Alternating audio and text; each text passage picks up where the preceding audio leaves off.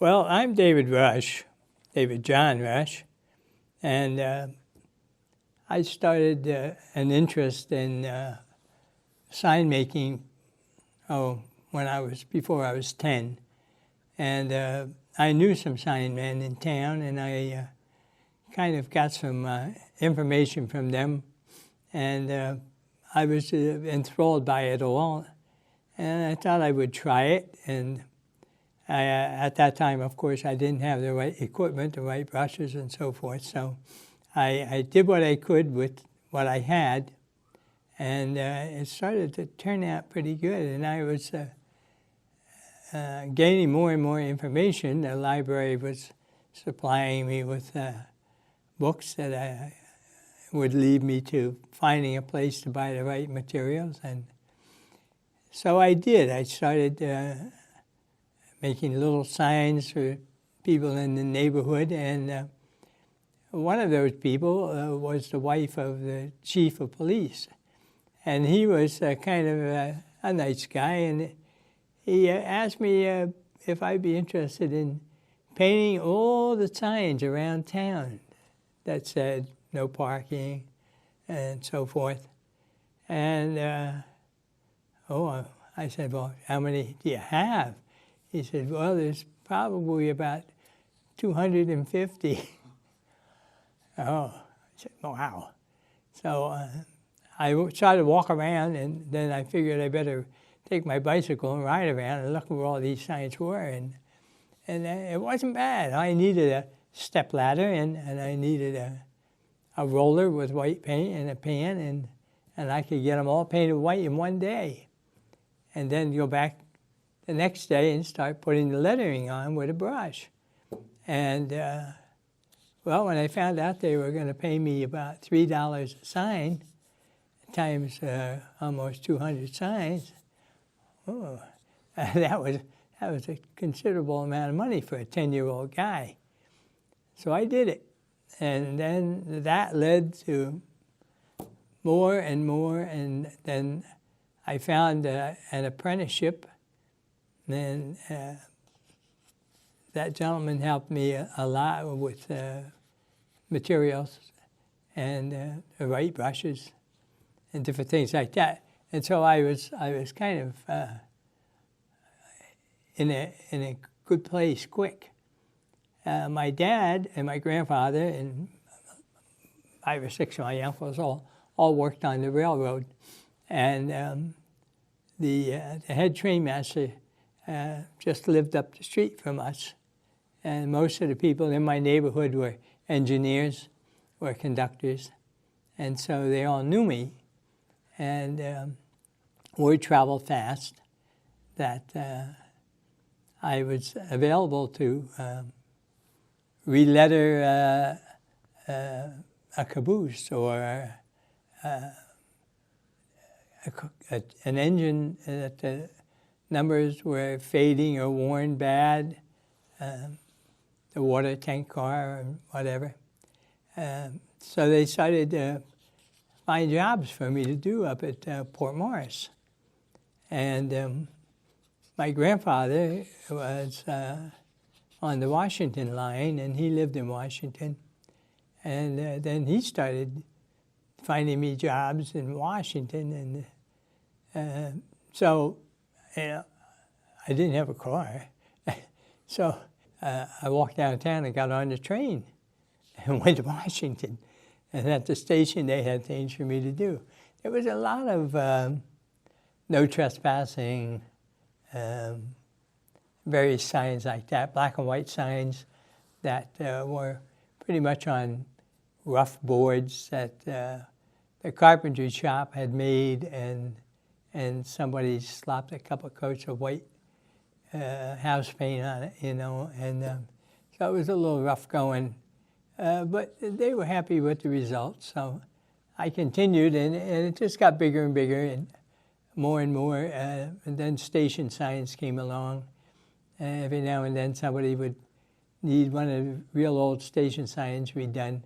And that was another challenge because the boards were old. They were cracked and worn. I had to fill them, I had to patch them, I had to prime them. had to start all over again, basically. But that started the ball rolling, and it just never stopped. It was continuous, one job after another, all year round. So by the time I was 12 years old, I guess, I had $10,000 in the bank. I expanded into a full-time sign business. I was doing everything, billboards and truck lettering and all kinds of real estate signs, and just about anything that was a sign, I made it. I even painted on an elephant one time. In Atlantic City, the Republican convention was on, and they had 2 elephants, and they wanted the one elephant painted up with words. I said, sure, what could go wrong? Well, I don't know if you realize it, but elephants are very hairy. They have real coarse hair. And I'm trying to paint this elephant, and I'm tickling the elephant with my brush. I didn't know that. And the elephant kept swaying back and forth and throwing his trunk at me until I realized what was going on. This brush is bothering him. So we came up with another method of doing the sign, and I used an airbrush. And I sprayed the words on the elephant with a water-based paint. And when they were done, they took the elephant in, hosed him off, scrubbed him down, and he was all back to normal again. But that was one of the strangest things I think I ever did, paint on an elephant. And again, that came from my uncle, who worked on the railroad in Port Morris with my father, and he was involved with the Republican Party, and they were looking for somebody to do this job, and he said, I know somebody. He called me up, and I went to Atlantic City to do this. It was kind of really strange, but that was one of the more interesting highlights. And as time progressed, then I met people like Mike Delvecchio, and Mike says, we're restoring a boxcar, we're restoring a caboose, we're restoring this and that, an F3 up in Scranton. Could you come up and take a look? Well, I was hooked. I didn't just take a look. I stayed and I did all the lettering on a lot of equipment and a lot of cars, and it was nice, and it was nice to see them rejuvenated and brought back to life again. So with that, it took a lot of time, a lot of water under the bridge to get the necessary tools and information and knowledge, and it just didn't happen overnight. There were a lot of hit and miss and a lot of late nights repainting something that didn't turn out right. So that's how it came back to me in the refurbishing of cars and for the club, and doing the station signs over so that we could recapture history. There were a lot of things that were gone. Stations people probably never even heard of because they were small stations, and maybe they had a handmade sign by somebody, a station master or something. And when they closed up the station, it got thrown on the fire pile. And so a lot of things were destroyed. And for the past several years, I've been doing a lot of historical investigation of the train stations, trying to find any semblance of a photograph that I could find. I was in Steamtown archives for a number of years, digging through blueprints and plans, Mr. Bunnell's photographs and so forth. And a lot of things I found, and then there were a lot of things that I couldn't find, but I knew that what Sparta Station sign looked like, and I knew what Andover sign looked like, and there were 2 stops in between. And so I figured, well, if I make these signs look similar to this style, I'm probably pretty close. And so that's what I did with the hard-to-find stuff, or the stuff I couldn't find. About 1886 to about 1936, the railroad tried to unify their design, their style, size, colors. And so that all the stations they had would look alike. And there were more and more stations being built because the popularity of the railroad was gaining ground fast. And so people were traveling by train. You couldn't beat it. You know, the roads were a joke. And cars, most people couldn't afford them. But hop on the train, you're all set to go. So there were a lot of little towns and things that needed a station. Of course, they needed a sign. When people pulled in, they want to know where they are, you know. If you didn't hear the conductor yell, Chatham, you weren't maybe getting off. But what I did was I made this sample board here, and this is what the standard became. Around 1936, it was almost all cut and dried. There would be no more square corners. There were no more bevel corners. These would be the true colors: the mustard gold and the black. And then smalt came into play. And smalt is crushed glass, which I happen to have some with me here. Can you see this? Can you see this in the camera? So this is crushed glass. And they make smalt in 3 different kinds. This is fine, and you can see it almost looks like pepper. Fine, and then medium is a little chunkier, and then coarse, which is very chunky. But they opted for the fine because it covered nicely. And so it was determined that all the station signs that were done in gold leaf were to be done with a smalted background. There's no glare. This is a tower sign. Let me explain that first. If you look at this board, this is the standard, 11 inches, top to bottom, with a 5-inch letter, and then a 1/2 inch to 3/4 inch stripe. There's a bevel on the board, but this is a tower sign, so the end is different. The end has got a curve to it, and it's always these colors, and the stripe is always there on a tower sign, not up on the edge. This is a station sign. It's 11 inches, 5-inch letters, and the bevel is the same as this, except the bevel gets painted instead of the stripe, and the smalt goes over top of the gold leaf letter. This is 23 karat gold, and this is rose gold, which is a little bit warmer, and this is lemon gold, which is a little bit more yellow.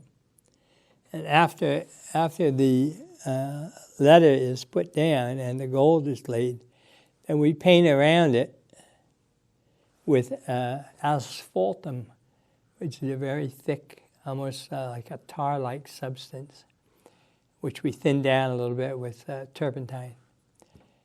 And paint around it. And while the asphaltum is still sticky, we take this loose smalt and lay it down. usually when we work on these, we work on them flat so that we can pour the smalt into the asphaltum, and it gives a nice even finish.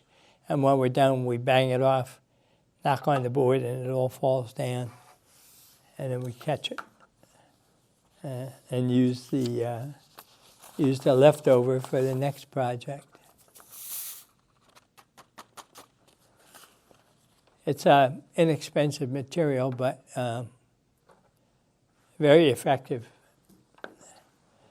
Now, all these boards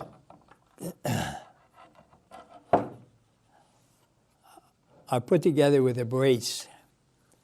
First of all, they're glued together. This board and this board are planed down smooth and then glued together with horsehide glue. And then these back braces are to keep the sign from warping.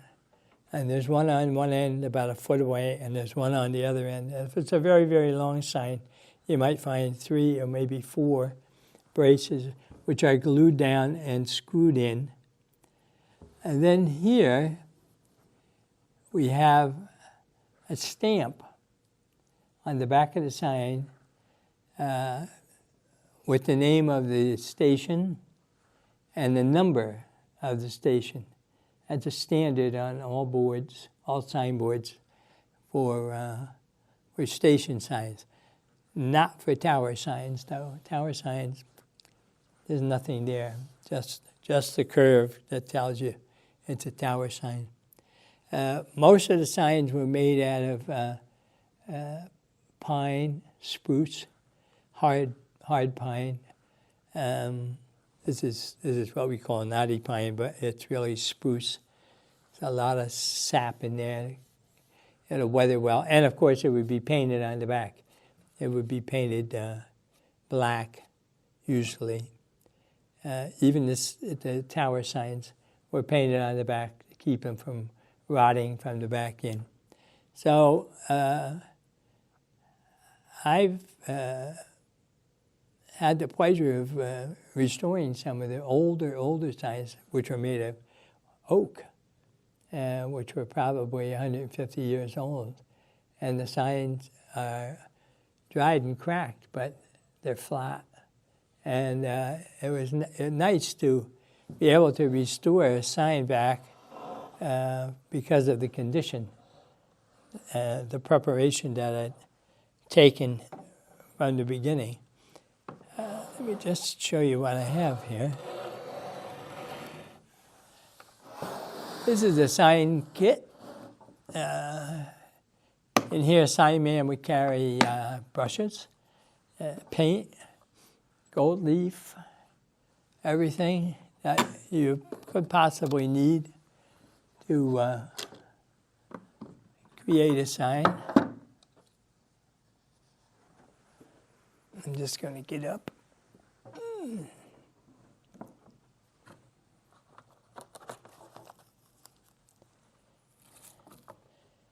And let's see what we have here. These brushes are what we call French quills. They're badger hair, and this is a goose quill. And it's kind of interesting how they make these brushes. They take that goose quill and they stick it in a potato. And the potato softens it and actually makes it swell up, which makes the opening bigger. And then the hair from the brush is put in, and a wire is wrapped and then twisted tight, and then it's slipped on a handle and left overnight. And what happens is overnight the quill starts to dry out and shrinks. And it shrinks around the handle so it won't come off, and it shrinks around the hair so they won't fall out. And so these brushes are very valuable to the sign man because they get a lot done because the hairs are so long. Now, I have some really, really interesting to me, maybe not to you. These are brushes for lining, for making long lines. This is for a wider line, like a half-inch. And this is for a quarter-inch or less line. And these brushes are about 275 years old. And they're made out of sable. They're made out of the hairs from the tail of a sable, a red sable. And I just happen to have these. I found them at the Ellis Tiger hardware store in Peapack, New Jersey. And they're in a case.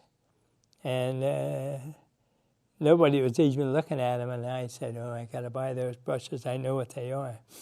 So I did, for some ridiculous amount of money, cheap.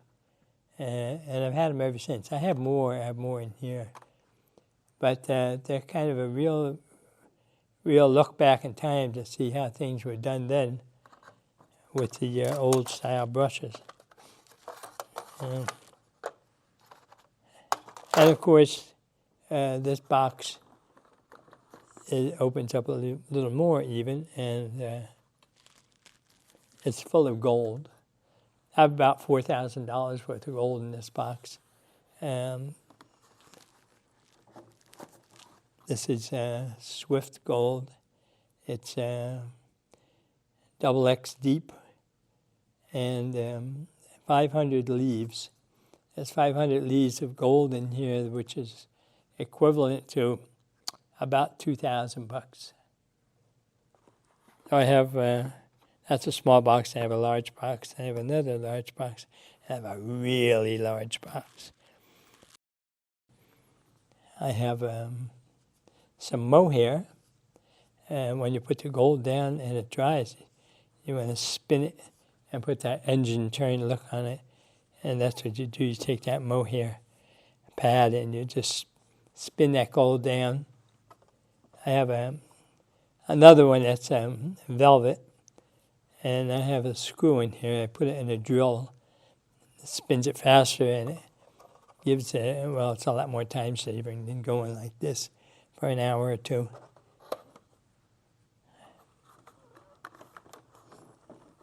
Let's have a look at the gold.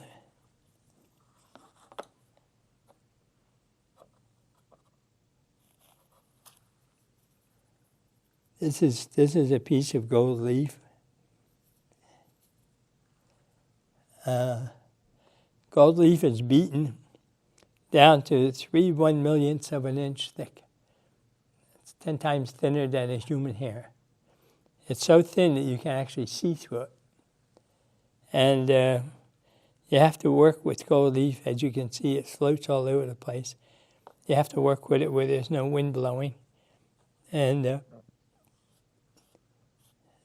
otherwise you have a catastrophe on your hand. So I have a lot of gold that's already cut and ready for stripes on the edges of the station signs. Yeah. So that's part of the process of laying gold. You have a, where am I going?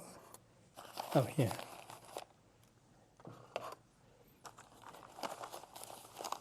You have a special brush for laying gold. And that's what these are. These are gold leaf brushes. And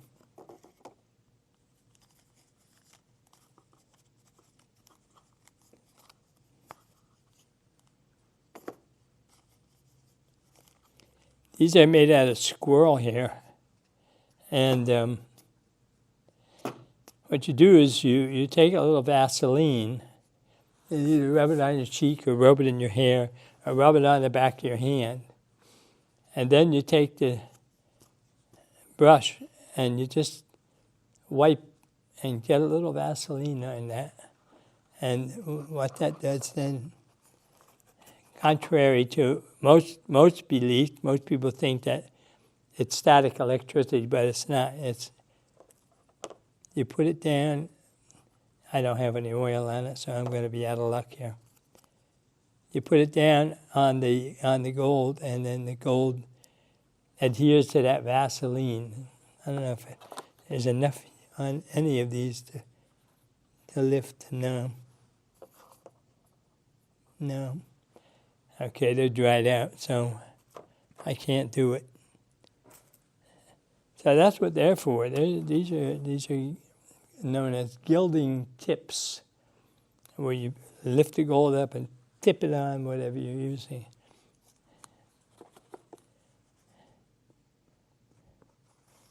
So that's a valuable tool. They sometimes get saturated. They come in all sizes. There's a smaller size, and they just work wonders with gripping the gold just enough that when you get to the varnish is tackier than the brush, and so it sticks to the varnish, and it lets go of the brush, and then you move along. And if you get good at it enough, you can lay a lot of gold quick. I made a mistake one time up in Hopakon. I was gold leaf in a fire truck, and I had a van, and I had all my gold. I had this box open with all my gold open, and I opened the back doors of the van, and the wind came through and sucked about $600 worth of gold out the window. So it's a very, very, very sensitive thing to work with. I have silver in here also. Silver leaf is a little bit thicker than gold leaf, but it's the same process. And then I have, in here I also have platinum leaf, which is very, very costly platinum. So it's quite a process. It takes 3 or 4 times as much time to lay gold leaf than it does to paint. And but the results are so much more elegant and different. The Sussex Branch started in Waterloo, 1888, and it encompassed Stanhope, which became later in 1889 became Neckon. And so where the station is now in Neckon, if you stand at the front of the station looking out, there would have been 2 sets of tracks and then a big building, which later became a freight building, but originally was the original Stanhope station. Before the Neckon brick station was built in 1936. That station was deemed Stanhope, and when Morris County and Sussex County decided to divide, and the Morris Canal was the dividing line, which meant that Neckon then became Lower Stanhope, and on the other side of the canal became Upper Stanhope. And a lot of people didn't like that, so they decided to incorporate the name and secede from Sussex County and be part of Morris County. I guess there were more financial advantages to a big county like Morris as to a rural farm county like Sussex. And so that's how Neckon Station became. And then they thought it maybe be better if we called it Neckon Stanhope. And so that prevailed. Neckon Stanhope prevailed until lately it's just neck-on. You know, the New Jersey Transit just labeled it neck-on and forgot about the Stanhope. But anyhow, though, that was the beginning, and they went up to Port Morris and came back. So you had Port Morris, you had Stanhope, you had Waterloo, then you went north on the Central Track, which took you to Cranberry. Cranberry Lake then became a stop, not a station. Cranberry went to Andover, which was a station. Andover went to Hyperhumus, which was a stop. And then from there it went to Sparta, and then went to Newton, and it went on up to Branchville. And then there was, in Andover, there was a crossover, a diamond in Andover, where the Lehigh and Hudson came across, and they headed towards Vernon, where the Lackawanna was going straight towards Branchville. So then there, in the northern part of the line, there were other smaller railroads that were intersecting with them, and there were a lot of stations that were oddly named, like Lake Grinnell, which is still there. I mean, it's Grinnell, that's still up off of Route 15. But that's part of the Susquehanna line. And there were a lot of other small stations that were just whistle stops. People would wait for the train to put the milk on, mostly farmers. And it became kind of the milk route was another name that was given to that section of railroad because they picked up, there were creameries all over. You know, there was a creamery in Johnsonburg. There was creameries all along. There was one in Lafayette. Further up, there were more creameries. There were just a huge amount of dairy farms that were keeping the railroad busy. And that's when the Lackawanna decided to get Corning Glass involved in to build the milk cars lined with glass, so they would be able to clean them and even refrigerate them to a point by putting blocks of ice in there, keeping the milk ice cold during their trips to usually the creamery in Newark would be one of the major stops to drop milk off, to be pasteurized and different things, separated into skim milk and butter and so forth. Most of the farms up here, the farmers were doing it themselves. They didn't want to, they didn't have to send their milk away. They were drinking raw milk. I mean, I drank it when I was a kid. My uncle had a dairy farm. We would get raw milk.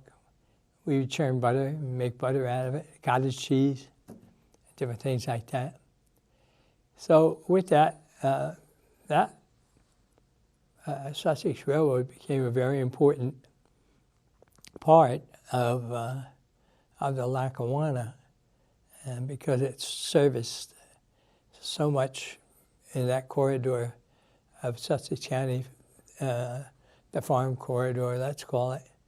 You know, they brought stuff in and they took stuff away, and at the same time, they kept the passenger service was rolling along pretty good too, because people were finding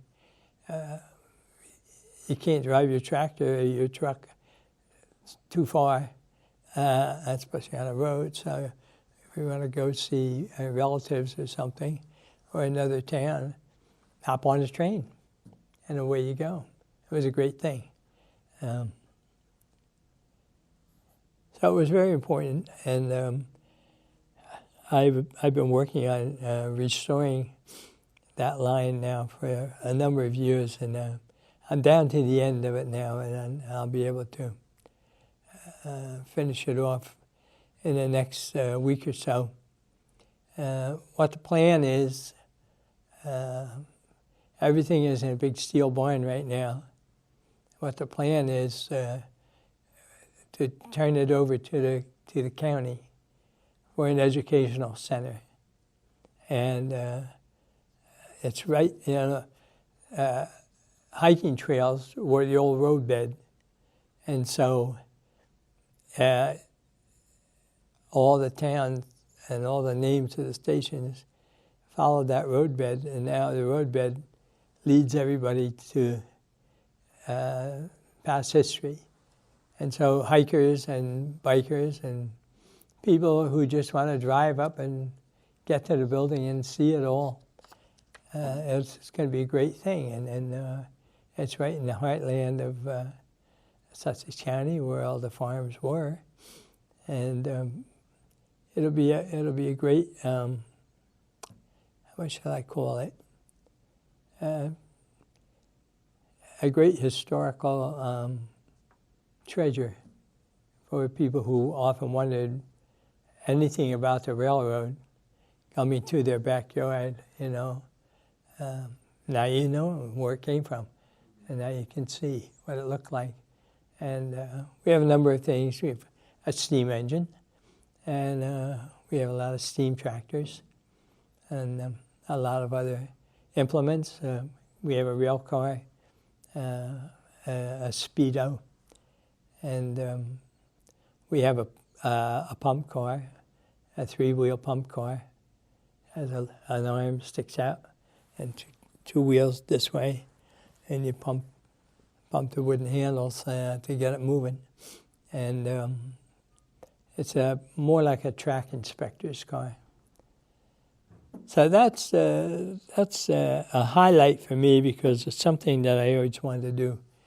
Coming from a railroad family, my great-grandfather was a canal boat builder, carpenter, and when the canal boat business decided to waver, he went to work for the Erie Railroad and repairing wooden cars, boxcars, and gondolas and cabooses. They were all wooden. And so he worked there. Sometimes he would work in the Phillipsburg yard, and other times, they would send him where they needed him. If it was a minor repair and the car was, let's say, in Port Morris, they'd send him to Port Morris to fix it, rather than cut that car out and drag it all the way to Easton and drag it all the way back. He would go and work on them there. And he also made step boxes for the passenger service. And I have one. I never thought to bring it with me tonight. But they were all out of 5-quarter mahogany. Beautiful step boxes. And he kept one. He used it for kind of like a box to lay a board on to cut off with a saw. He used it as a tool. He sat on it, had his lunch. But I have that, and it's really a rarity. I've never, ever yet seen a wooden step box. Usually it's the metal ones. So that's a treasure, along with all the lanterns. I have my, everybody in my family that had a lantern, I have them all. So that was another nice thing. So the railroad was really ingrained in my body, in my brain. My father told me, he said, "Don't go on the railroad." and that was just exactly the time that they shut down Port Morris Yard. And the railroads merged with Amtrak, and he said, "No future here anymore. It's, the freight service is not here, you're going to go out west, you'll be all right. But he said, it's all over for this area. It's all going to be passenger. And he was right. And then they closed down Port Marshall, and then he got transferred to Phillipsburg. And after Phillipsburg was just about out, he got put on passenger service out of Gladstone for his last year or so of working on the railroad. After 47 years, my grandfather was an engineer for 54 years. So he said the same thing. He said, never be the same. Yeah, sadly, he was right. So with that, that's how I got involved in railroading and making signs and helping with the restoration. Mike Delvecchio and I became real close friends. We talked every day. He was at my house probably every other day, or I was at his house, or we were on a trip somewhere to see something, to meet somebody. There was always something spinning, and it was just a grand time. So I'm glad I had a chance to know all these people and do all these things that I did. I'm not getting any younger, and who knows what I have left, but I keep working at something every day to make sure that I leave something behind when the time comes, that somebody can look at and say, gee, what happened here, and they let them find a story about what was going on. So that's about it. I don't know much more I could tell you about what I'm doing. It's just a lot of work every single day, And it's not even, I shouldn't say it's work. It's not work. It's something of great joy. You feel good about doing it, and you're happy to do it. And if you have an ache or pain from doing it, it doesn't matter. It's just a great thing to do.